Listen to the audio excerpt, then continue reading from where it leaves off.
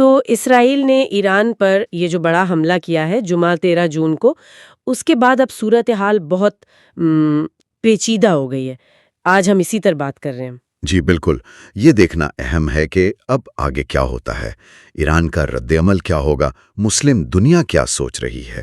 اور ظاہر ہے بڑی طاقتیں امریکہ، چین، ان کا کیا کردار رہے گا؟ کیا یہ کوئی اللہ نہ کرے بڑی جنگ کا پیش خیمہ تو نہیں؟ یہی سب سے بڑا سوال ہے.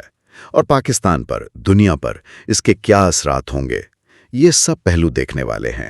ہماری جو معلومات ہیں وہ مختلف عالمی ذرائع سے لی گئی ہیں، Atlantic Council, Newsweek, Al Jazeera, BBC وغیرہ. تو کوشش ہے کہ ایک مکمل تصویر سامنے رکھیں. جی، تو ہوا یہ کہ جمعہ کو اطلاعات کے مطابق اسرائیل نے کوئی 200 کے قریب طیاروں سے ایران کے اندر حملہ کیا. 200 طیارے؟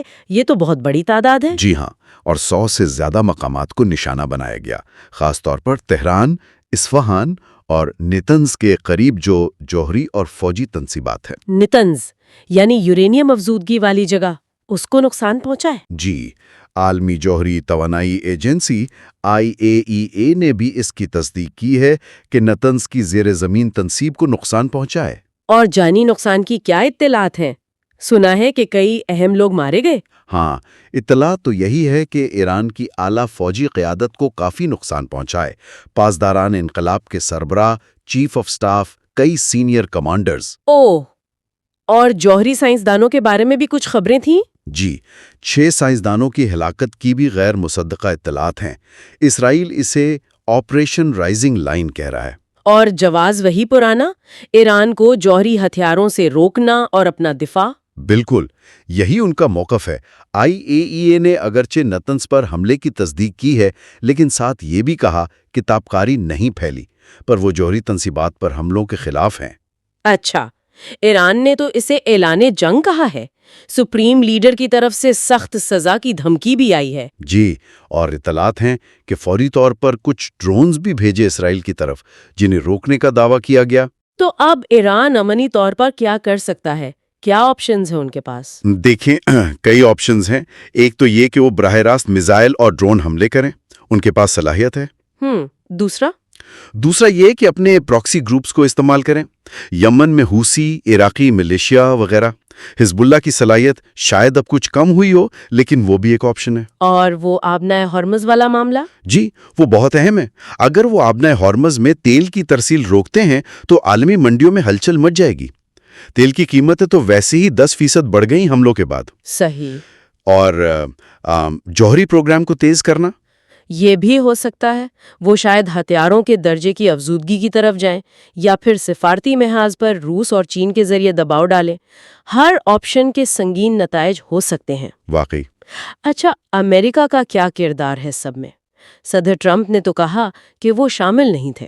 جی، امریکی انتظامیہ یعنی وزیر خارجہ مارکو روبیو اور صدر ٹرمپ دونوں نے واضح کیا کہ یہ اسرائیل کی یک طرفہ کارروائی تھی. امریکہ اس میں شامل نہیں تھا. لیکن ٹرمپ نے وہ 60 دن والی بات بھی کی ہے کہ ڈیل کر لو اس سے پہلے کہ کچھ باقی نہ رہے. ہاں، یہ دلچسپ ہے. ایک طرف لا تعلقی، دوسری طرف پھر مذاکرات کی ایک طرح کی دھمکی آمیز پیشکش. امریکہ میں بھی اس پر رائے منقسم ہے. ریپبلکن زیادہ تر اسرائیل کے ساتھ ہیں، کچھ ڈیموکریٹس تحمل کی بات کر رہے ہیں. اور باقی دنیا، چین، روس، دوسرے ممالک؟ عالمی سطح پر شدید تشویش ہے. اقوام متحدہ، ترکی، پاکستان، قطر، چین، برطانیہ، فرانس، جرمنی، سعودی عرب سب نے حملوں کی مذمت کی ہے اور کشیدگی کم کرنے کا کہا ہے. خلیجی ممالک تو خاص طور پر نہیں چاہیں گے کہ جنگ پھیلے. بالکل، وہ استحکام چاہتے ہیں. عراق نے اپنی فضائی حدود کے استعمال کا الزام بھی لگایا ہے اسرائیل پر. کئی ایئر لائنز نے پروازیں روک دی ہیں. پاکستان نے بھی مذمت کی ہے اور ایران کے ساتھ یکجہتی دکھائی ہے. جی، پاکستان نے اسے خطے کے امن کے لیے خطرہ قرار دیا ہے. تو کیا یہ جو خدشہ ظاہر کیا جا رہا ہے تیسری عالمی جنگ کا، یہ کتنا حقیقی ہے؟ دیکھیں، یہ کہنا مشکل ہے، لیکن خطرہ موجود ہے.